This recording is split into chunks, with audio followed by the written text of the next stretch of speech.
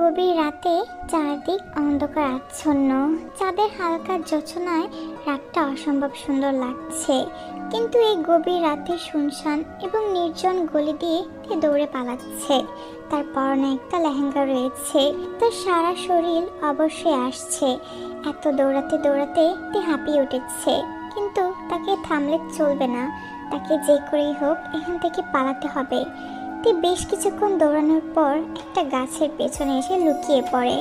ওই লোকগুলো তাকে যখন খুঁজে পায়নি ওখান থেকে চলে যায়। তে তার চিন্তায় মগ্ন ছিল, কখন যে একটা লোকের পাশে এসেছে সে বলতে পারবে না। সেই লোকটা তাকে কখন থেকে ডেকে চলেছে। এই যে মিস, আপনি কি কানে কালা নাকি? সে কখন থেকে ডাকছি শুনতে পাচ্ছেন না? এত রাতে আপনি এখানে কি করছেন? আর কি আপনি? আগে তো কখনো আপনাকে দেখিনি। তে চমকে উঠেছে, পেছনে ফিরে দেখে একজন সুদর্শন পুরুষ হাত বুকে ভাঁজ করে দাঁড়িয়ে আছে। তার পরনে একটা ব্ল্যাক কালারের শার্ট রয়েছে, চুলগুলো এলোমেলো। সব মিলিয়ে যে কোনো মেয়ে প্রথম দেখাতে তার প্রেমে পড়ে যাবে। আরে এ তো দেখছি সত্যিই কানে শুনতে পারে না। জি না, আমি শুনতেও পারি, বলতেও পারি, আর দেখতেও পারি, সব কিছুই পারি। আপনি একজনের সম্পর্কে না জেনে এভাবে কমেন্ট করতে পারেন না মিস্টার। সেটা ঠিক আছে, আমি কাউকে নিয়ে কমেন্ট করতেও চাই না, বাট আমি আপনাকে সে কখন থেকে ডাকছি, আপনি কোনো উত্তর দিচ্ছেন না, তো আমি কি ভাববো? আর তাছাড়া আপনি এত রাতে এখানে কি করছেন এই একলা নির্জন গলিতে? এখানে তো আপনার বিপদও হতে পারে। আমার বাড়ি থেকে আমাকে জোর করে বিয়ে দিতে চাচ্ছিল একটা বুড়া দাদুর সাথে, কিন্তু আমি চাইনি, তাও জোর করে আমাকে বিয়ে দিচ্ছিল, তাই পালিয়ে এসেছি। কিন্তু আসার সময় কিছু লোক আমাকে ফলো করতে শুরু করে। তারপর আমি আমার পায়ের গতি বাড়িয়ে হাঁটছিলাম, কিন্তু ওরা যখন সেম শুরু করলো তখন আমি দৌড়াতে থাকি, ওরাও দৌড়াচ্ছিল, আমাকে ফলো করছে। শেষমেশ অনেকটা দৌড়ে এই গাছটা দেখতে পেয়েছি, তাই এটার পেছনে এসে লুকিয়ে পড়েছি। Oh I see, by the way আমি জাংকুক। আপনার নামটা কি জানতে পারি? হ্যাঁ, আমার নাম হচ্ছে তে। ওকে মিস তে, আপনাকে একটা কথা বলি। জি বলুন। আপনার যদি কোনো আপত্তি না থাকে তাহলে যতদিন না আপনি কিছু করছেন বা বাসা খুঁজে পাচ্ছেন আমার সাথে থাকতে পারেন, কারণ এই রাস্তাটা অনেক খারাপ, যে কোনো সময় খারাপ কিছু আপনার সাথে হয়ে যেতে পারে। তে কিছুক্ষণ ভাবতে থাকে যে কি করবে। ঠিক আছে যাব, কিন্তু এটা করলে সমাজের লোক আর আপনার বাড়ির লোকরা কিছু মনে করবে না তো? দেখুন, এই ফালতু সমাজের কথা আমি আর ভাবি না, কারণ আমি যাই করি না কেন তাদের সব কিছুতেই সমস্যা হবে। আর বাকি রইল আমার ফ্যামিলির কথা। আমার বাড়ির লোকদেরকে নিয়ে কোনো চিন্তা করতে হবে না, আমি ওদেরকে দেখে নিব। সব কিছু ঠিক আছে, কিন্তু আপনি আমার জন্য এত কিছু কেন করছেন? কারণ আমি কারোর খারাপ সময়ে তাকে একা রেখে আসতে পছন্দ করি না। আর আজ আপনি বিপদে পড়েছেন, তাই আমি আপনার দিকে এই সাহায্যের হাতটা বাড়িয়ে দিচ্ছি। আপনি চাইলে থাকতে পারেন, আমি আপনাকে কোনো ফোর্স করব না। আপনার মন যা চাবে আপনি সেটাই করবেন। আমি আর কি বলবো বলেন, আমার তো আর যাওয়ার মতো কোনো জায়গা নেই, বাড়ি থেকে পালিয়ে এসেছি। তাই আপনার আপত্তি যখন নেই তাহলে চলুন। ঠিক আছে, আমার বাইকে উঠে পড়েন আর আমাকে শক্ত করে ধরে রাখবেন।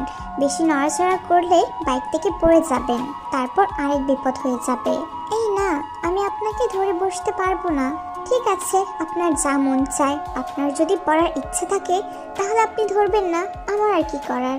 জাংকুক বাইক স্টার্ট দিতে তে পড়ে যেতে নেয়, তখনই সে জাংকুককে ধরে বসে। কিছু সময় পার হতেই জাংকুক এসে তার বাড়ির সামনে গাড়িটা থামায়। তাদের বাড়িটা অনেক বড় ছিল, দেখে খুবই বড়লোক মনে হচ্ছিল।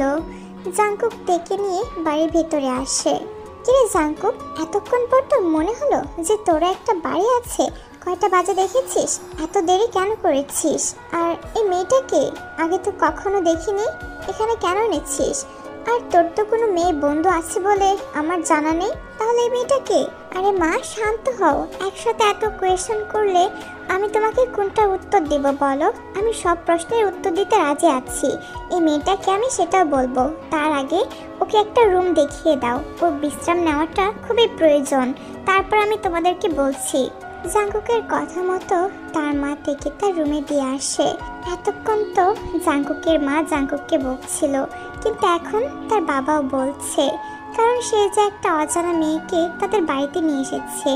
লোকে যদি জানতে পারে তাহলে কি বলবে? জাংকুক, অনেক হয়েছে, এবার তো বল যে মেয়েটা কে, তুই আমাদের বাড়িতে কেন নিয়ে এসেছিস? জাংকুক তার বাবা মাকে সবটা খুলে বলে। যাক বাবা, তাহলে আমরা আমাদের ছেলেটাকে মানুষের মতো মানুষ করতে পেরেছি। একদম ঠিক বলেছো তুমি, আমাদের ছেলেকে আমরা ঠিক মতো মানুষ করেছি। তুই একদম ঠিক করেছিস জাংকুক, মেয়েটাকে এখানে নিয়ে এসেছিস, নাহলে এই একা একটা মেয়ে ওই নির্জন জায়গায় কি করে থাকে? সত্যি তোকে নিয়ে আমার খুবই গর্ব হচ্ছে। তারা তিনজন বসে বসে গল্প করছিল, আর তে এদিকে তার রুমে বসে তার অতীতের কথা ভাবছে। তার অতীতে কি কি হয়েছিল। তে দেখতে শুনতে মাশাআল্লাহ অনেক সুন্দর। তার গায়ের রং দুধে আলতা, চোখ দুটো টানা টানা, আর তার চুলগুলো অনেক লম্বা। ছোটবেলা সে তার বাবাকে হারিয়েছে। সে অনেক ছোট থাকতে একটা কার অ্যাক্সিডেন্টে তার বাবা মারা গিয়েছিল। মারা যাওয়ার পর তের মা তাকে নিয়ে তার মামার বাড়িতে চলে আসে।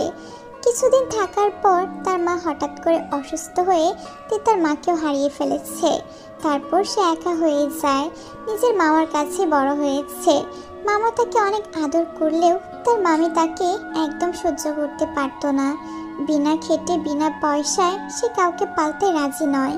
সে তেকে দিয়ে বাড়ির সমস্ত কাজ করাতো। তে কখনো না করেনি, কারণ সে তার মামিকে খুবই সম্মান করত। কিন্তু একদিন তার মামি এসে তার বিয়ের কথা বলে। মামি, তুমি এসব কি বলছো? আমি মাত্র 18 বছরে পা দিয়েছি, এত তাড়াতাড়ি বিয়ে? না মামি, এটা আমি করতে পারবো না। এখনো আমার অনেক স্বপ্ন পূরণ করা বাকি আছে। এই বিয়ে আমি কিছুতেই করতে পারবো না। এই মুখ পড়ি, মুখে মুখে এত কথা বলছিস কেন? আমি যেটা বলছি তুই সেটাই করবি। হ্যাঁ, মুখে খুব তর্ক করতে শিখে গেছিস তাই না? তোকে যে খাওয়াচ্ছি পড়াচ্ছি এটাই তো বেশি, তারপর আবার মুখে মুখে কথা বলিস। তে তার মামিকে অনেকবার বলেছে সে বিয়েটা করবে না। তার মামির পায়ে ধরে কান্নাকাটিও করেছে, কিন্তু তার মামি তার কোনো কথাই শুনেনি। ওই বুড়া ব্যাটার সাথে তার বিয়ে ঠিক করেছে। তাই বিয়েটা করতে চায়নি। তাই বিয়ের দিন যে কোনো উপায় সে বাড়ি থেকে পালিয়ে এসেছে। তারপর কি হয়েছে তোমরা তো সবাই জানো। অন্যদিকে আমাদের গল্পের নায়ক হচ্ছে জিয়ন জাংকুক। জাংকুক হচ্ছে বড় ডিজাইন ইন্ডাস্ট্রি অর্থাৎ জিয়ন ইন্ডাস্ট্রির মালিকের একমাত্র ছেলে। এখন বাবা আর ছেলে দুজনে ইন্ডাস্ট্রিতে কাজ করছে। তাদের ফ্যামিলিটা অনেক বড়, তাদের টাকা পয়সার কোনো অভাব নেই। পরের দিন সকালে তে ঘুম থেকে উঠে ফ্রেশ হয়ে এসে নিচে দেখে দুটা স্টাফ দাঁড়িয়ে আছে। তাদের হাতে দুইটা ব্যাগ। স্টাফগুলো ব্যাগ দুটা তের হাতে দিয়ে ওখান থেকে চলে যায়। ওখানে কিছু কাপড় ছিল যা তের জন্য নিয়ে আসা হয়েছে। তে ফ্রেশ হয়ে নিচে চলে আসে, যেখানে ডাইনিং টেবিলে সবাই ছিল। আরে তে, এসো এসো, এখানে এসে বসো, আমি খাবার বেড়ে দিচ্ছি। না আন্টি, আমাকে বেড়ে দিতে হবে না। আমি কি আপনাকে কোনো সাহায্য করে দেব? আরে না মা, তোমার কিছু করতে হবে না, তুমি এখানে এসে বসো। জিন তেকে চেয়ারে বসিয়ে তাকে খাবার সার্ভ করে দেয়। জাংকুক এবং তার বাবা খাওয়া দাওয়া শেষ করে তাদের কাছ থেকে বিদায় নিয়ে কাজে চলে যায়। তের তো কোনো কাজ ছিল না, তাই সে এক জায়গায় চুপটি করে বসেছিল। কি হয়েছে মা, তুমি এখানে একা একা চুপ করে বসে আছো? তোমার কি মন খারাপ? না আন্টি, আমার মন খারাপ নেই। আসলে আমার তো তেমন কোনো কাজ নেই, তাই একা একা বসে বোরিং লাগছিল। আচ্ছা, আমাকে কিছু কাজ দিবেন? ও, তুমি বোরিং ফিল করছো তাই না? অবশ্যই, এটাও স্বাভাবিক, একা তো চুপ করে বসে থাকা যায় না। আচ্ছা, তুমি বরং একটা কাজ করো, তোমার রুমের পাশে একটা রুম রয়েছে, সেখানে গিয়ে দেখো অনেক বই রয়েছে। সেখান থেকে একটা গল্পের বই নিয়ে তুমি পড়তে থাকো, তোমার তাহলে ভালো লাগবে। আর আমি দেখছি তোমার আঙ্কেলকে বলে তোমাকে কোনো ভালো একটা কলেজে ভর্তি করা যায় নাকি, তাহলে তোমার সময়টা খুব ভালোভাবে কেটে যাবে। আন্টি, এসব আপনি কি বলছেন? আমি কলেজে যাব? হ্যাঁ মা, কেন, তুমি কি পড়াশোনা করতে চাও না? না আন্টি, তেমন কোনো ব্যাপার না, কিন্তু এখানে যে অনেক টাকা খরচ হবে, আমার কাছে তো কোনো টাকা পয়সা নেই। ধুর পাগলি মেয়ে, এসব নিয়ে তুমি কেন চিন্তা করছো? ওটা নিয়ে তোমাকে ভাবতে হবে না, তুমি গিয়ে গল্পের বই পড়ো, বাকিটা আমি দেখে নিচ্ছি। Thank you aunty, thank you so much, you are most welcome. জিন রান্নাঘরে চলে যায় রান্না করার জন্য। সে রান্না করতে খুবই ভালোবাসে। তার বাড়িতে অনেকগুলো স্টাফ থাকতেও সে নিজের কাজ নিজে করতে পছন্দ করে। এইদিকে তে তার পাশের রুমে এসে তো অনেক অবাক হয়ে গেছে, কারণ এটা অনেক বড় একটা লাইব্রেরি ছিল। জাঙ্কুক এবং তার বাবা বই পড়তে খুবই ভালোবাসে, তাই তারা একটা বাড়ির মধ্যেই অনেক বড় একটা লাইব্রেরি বানিয়ে নিয়েছে। তে ওটা ঘুরে ঘুরে দেখছিল, ওটা অনেক সুন্দর করে ডেকোরেশন করা ছিল। দুপুর গড়িয়ে সন্ধ্যা নেমে এসেছে, জাঙ্কুক বাড়ি ফিরেছে। সে আজকে কিছু নতুন বই নিয়ে এসেছে, সেগুলা সে লাইব্রেরিতে রাখতে যাবে। ওই সময় তার চোখ পড়ে তের দিকে, দেখে সে গল্পের বই পড়ছে। তে জাঙ্কুককে দেখে অনেক ভয় পেয়ে যায়, কারণ সে যে তার অনুমতি ছাড়া এখানে চলে এসেছে। এ কি, তুমি লাইব্রেরিতে? তুমিও কি গল্পের বই পড়তে পছন্দ করো? হ্যাঁ, আমারও গল্প পড়তে অনেক ভালো লাগে। ও আচ্ছা, তাহলে তো ভালোই হলো। এখন কেমন ফিল করছো তুমি? আগের থেকে অনেক ভালো আছি। আপনার বাবা মা সত্যি অনেক ভালো মনের মানুষ, তারা আমাকে আশ্রয় দিয়েছে। আপনার ঋণ আমি কিছুতেই শোধ করতে পারবো না। এভাবে কেন বলছো? আমরা মানুষ, মানুষ হয়ে মানুষের পাশে থাকবো না, সেটা কি করে হয়? আচ্ছা, তুমি যদি কিছু মনে না করো, তাহলে তোমার এমন অবস্থা কি করে হলো? তোমার এই অল্প বয়সে বিয়ে ঠিক, আর তাছাড়া তোমার বাবা মা কোথায়, এটা কি আমাকে বলা যাবে? সে তো অনেক বড় গল্প, সেটা শোনার মতো কি আপনার কাছে আদৌ সময় আছে? হ্যাঁ, আমার কাছে টাইম আছে, ওটা নিয়ে তোমাকে চিন্তা করতে হবে না। এক কাজ করতে পারো, আজকে ডিনার করার পর তুমি ছাদে চলে আসবে, তারপর তোমার সব গল্প আমি শুনবো। আচ্ছা ঠিক আছে, আপনি যেটা বলবেন। ঠিক আছে, তাহলে তুমি গল্পটা শেষ করে নিচে চলে এসো। আর এই নাও, এখানে কিছু নতুন বই রয়েছে, চাইলে এখান থেকেও পড়তে পারো। আমি যাই, ফ্রেশ হয়ে আসি, অনেক টায়ার্ড লাগছে। এই গল্প পড়া শেষ হলে সে নিজের রুমে চলে আসে, আর ব্যালকনিতে এসে ভাবছে যে তার পরের জীবনটা কি করে কাটাবে। এখানে তো আর সে সারা জীবন থাকতে পারবে না। জাঙ্কুক তাকে দয়া করে আশ্রয় দিয়েছে, কিন্তু সেটা শুধুমাত্র এখনের জন্য। এর পরবর্তীতে তাকে তো কিছু একটা করতে হবে। তার মনটা খারাপ হয়ে যায়। রাতের ডিনার শেষ করে সে ছাদে চলে আসে। সে একটা সাদা কালারের জামা পরেছে, যেটাতে দেখে অনেক মিষ্টি লাগছে। কিছুক্ষণ পর জাঙ্কুকও ছাদে আসে। এত দেরি হলো যে আপনার? আমি সে কখন থেকে আপনার জন্য অপেক্ষা করছি। আমি সরি, আসলে বাবা ডেকেছিল, কিছু কাজ নিয়ে কথা বলছিল, সেটার জন্য দেরি হয়ে গেছে। এবার বলো, তোমার জীবন কাহিনীটা কি? এরপর তে আস্তে আস্তে তার জীবনে ঘটে যাওয়া সমস্ত ঘটনার কথা জাঙ্কুককে বলেছে। তাহলে তুমি তোমার জীবনটা নতুন করে শুরু করো, মা তোমাকে কলেজে ভর্তি করে দিবে, তারপর তুমি একটা জীবনের নতুন অধ্যায় শুরু করবে। হ্যাঁ, আপনাদের ঋণটা যে আমি কি করে শোধ করব আমি জানি না, আমি বাইরের একজন মানুষ। তারপরে আপনারা আমার জন্য যা করছেন, এভাবে কেন বলছো তুমি? তোমাকে এসব নিয়ে কোনো চিন্তা করতে হবে না। আচ্ছা, গল্প করতে করতে তো অনেক রাত হয়ে গেছে, যাও গিয়ে ঘুমিয়ে পড়ো। ঠিক আছে, আপনিও গিয়ে ঘুমিয়ে পড়েন। সারাদিন অফিসে কাজ করেছেন, এখন তো অনেক টায়ার্ড। আমার জন্য অনেক রাত হয়ে গেছে আপনার। এটা কোনো বিষয় না, আমার অনেক ভালোই লেগেছে তোমার সাথে গল্প করতে। আচ্ছা ঠিক আছে, আপনি রুমে চলে যান। Good night. তারপর তারা যে যার রুমে চলে যায়। জীবন পরিবারের সাথে রয়েছে। কালকে সে কলেজে ভর্তি হয়েছে, আর আজকে কলেজে যাবে বলে রেডি হয়ে নেয়। দাঁড়াও, আচ্ছা তুমি কিসে করে যাবে? কেন, কিসে করে আবার যাব? রিক্সা করে যাব? না, সেটার কোনো প্রয়োজন নেই। তুমি আমার সাথে চলো, আমি তোমাকে বাইকে করে পৌঁছে দেব। আরে না না, আপনাকে এত কষ্ট করতে হবে না, আমি রিক্সা করে চলে যেতে পারবো। জাঙ্কুকের দিকে তাকিয়ে কথা বলছিল, কিন্তু জাঙ্কুক যেভাবে তার দিকে তাকিয়ে আছে, তার সাহস হয়নি জাঙ্কুককে কিছু বলার। সে লক্ষ্মী মেয়ের মতো জাঙ্কুকের পিছু পিছু চলে যায়। এই কয়েকদিনে তারা দুজন অনেকটা ফ্রেন্ডলি হয়ে গেছে। জাঙ্কুক থেকে তার কলেজে নামিয়ে দেয়। কলেজ শেষ হওয়ার পর তুমি আমার জন্য এখানে অপেক্ষা করবে, কেমন?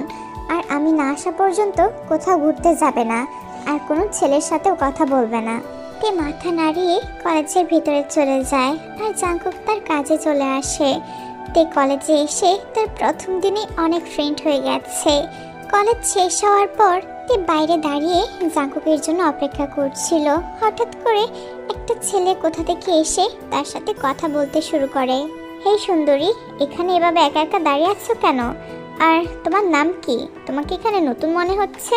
হ্যাঁ, আমি এই কলেজে নতুন আর আমি একজনের জন্য অপেক্ষা করছি, কিন্তু আমার নামটা আমি আপনাকে কেন বলবো?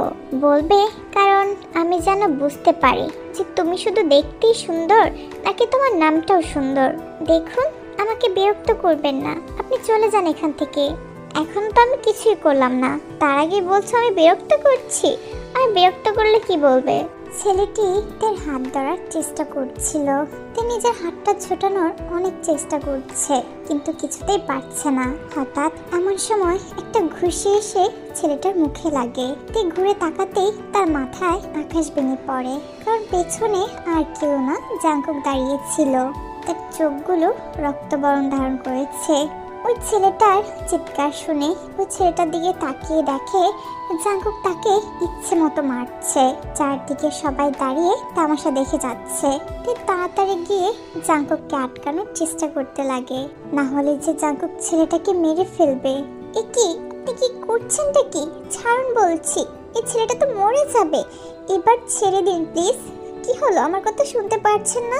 আরে ছেলেটা মারা যাবে, পরে প্রবলেমে পড়বেন, প্লিজ ছেড়ে দিন। কেন? আমি ছাড়বো কেন? তোমার বুঝি খুব কষ্ট হচ্ছে এই ছেলেটার জন্য? একদিন যেতে না যেতে বয়ফ্রেন্ড বানিয়ে নিয়েছো? এসব কি বলছেন আপনি? আরে ছেলেটা তো আমার কেউ হয় না, আমি একে চিনিও না। হঠাৎ করে কোথা থেকে এসে আমার সাথে কথা বলছিল, আমাকে বিরক্ত করছিল, কিন্তু তাই বলে এই না যে আপনি ওকে প্রাণেই মেরে ফেলবেন। জাঙ্কুক ছেলেটাকে একটা ধাক্কা মেরে ফেলে দেয় এবং তের হাতটা ধরে তাকে টানতে টানতে নিয়ে আসে। তে চুপ করে আছে, সে কিছুই বলছে না, কারণ জাঙ্কুক অনেক রেগে আছে। সে যদি কিছু বলে তাহলে হয়তো জাঙ্কুকের রাগটা আরো বেশি বেড়ে যাবে, তাই সে চুপ আছে। জাঙ্কুক তেকে বাড়ি নিয়ে আসে, তাকে টানতে টানতে নিজের রুমে নিয়ে এসে দরজাটা লাগিয়ে দেয় এবং তেকে দেওয়ালের সাথে চেপে ধরে। তুমি নিজেকে কি মনে করেছো? হ্যাঁ, আজকে কলেজের প্রথম দিন, আর প্রথম দিনেই ছেলেদের সাথে কথা বলতে শুরু করে দিয়েছো। আমি তোমাকে বারণ করে এসেছিলাম না যে কোনো ছেলের সাথে কথা বলবে না? তারপরেও ছেলেদের সাথে এত কথা কিসের তোমার? বিশ্বাস করুন আমাকে, আমি ওর সাথে কোনো কথা বলিনি। ও নিজ থেকে এসে আমার সাথে কথা বলছিল। আমি তো ওকে ডেকে আনিনি, বা আমি নিজ থেকে ওর সাথে কথা বলতে যাইনি। আমি বাইরে আপনার জন্য অপেক্ষা করছিলাম। যদি সেরকমই হয় তাহলে তুমি আমাকে তাকে মারতে দিলে না কেন? কারণ আপনি তাকে মারছিলেন, আর ওনার যদি কিছু একটা হয়ে যেত তাহলে অনেক বড় বিপদ হয়ে যেত। কেউ তোমার দিকে বাজে নজরে তাকালে আমি তার চোখ উফরে ফেলবো, আর সে তো তোমার হাত ধরার সাহস করেছে। ওই জানোয়ারটাকে তো আমি আজকে মেরে ফেলতাম যদি তুমি আমাকে না আটকাতে, না হলে আজকে ওর শেষ দিন ছিল। জাঙ্কুকের কথার কোনো অর্থ খুঁজে পাচ্ছে না। হঠাৎ এতটা কেয়ার আর ভালোবাসা ও কেন দেখাচ্ছে? জাঙ্কুক এবার তের দিকে তাকিয়ে ওকে উদ্দেশ্য করে বলল, এত কি ভাবছো তুমি? এত ভেবে লাভ নেই, যখন সময় হবে সবকিছু জানতে পারবে। যাও, এখন রুমে যাও, গিয়ে ফ্রেশ হয়ে নাও। এই কথাটার অর্থ বুঝেনি, কিন্তু তাও সে নিজের রুমে চলে গেছে আর ভাবতে লাগলো এতক্ষণ সব কি হয়ে গেছে। আর এইদিকে জাঙ্কুক বসে বসে ডেবিল হাসছে আর মনে মনে ভাবছে, আমি এতদিন নিজেকে বুঝতে পারিনি, কিন্তু এখন বুঝলাম যে তুমি আমার ভালোবাসাতে পরিণত হয়েছ। রেডি থেকো তে সোনা, তুমি আমার এই অন্ধকারচ্ছন্ন জীবনে যখন এসে পড়েছ তখন আর এখান থেকে আর বের হতে পারবে না। এইভাবেই তে আর জাঙ্কুকের দিনগুলো কেটে যায়। জাঙ্কুক প্রতিদিন থেকে কলেজে নিয়ে আসে এবং কলেজ শেষ হওয়ার পর তাকে নিয়ে আসে। এভাবেই তাদের দিন যাচ্ছিল। তে তাদের বাড়ির সবাইকে অনেক ভালোবেসে ফেলেছে, সবাইকে নিজের করে নিয়েছে।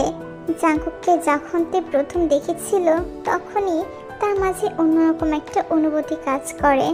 আর জাঙ্কুক তো দিনে দিনে তের প্রতি দুর্বল হয়ে পড়ছে। সে তেকে হারিয়ে ফেলার ভয় করছে। তেকে অন্য কারোর সাথে দেখার কথা সে কখনো কল্পনাও করতে পারে না। প্রায় 3 মাস কেটে গেছে। এখন জাঙ্কুক আর নিজের মনের কথা তের দিকে লুকাতে চায় না, তাই বলার সিদ্ধান্ত নিয়েছে। তে ছাদের একপাশে দাঁড়িয়ে আকাশের দিকে তাকিয়েছিল। হঠাৎ করে ওখানে জাঙ্কুক আসে। জাঙ্কুক, আপনি এখানে এত রাতে কি করছেন? তোমাকে একটা কথা বলার ছিল তে। হ্যাঁ বলেন না, এভাবে জিজ্ঞাসা করার কি আছে?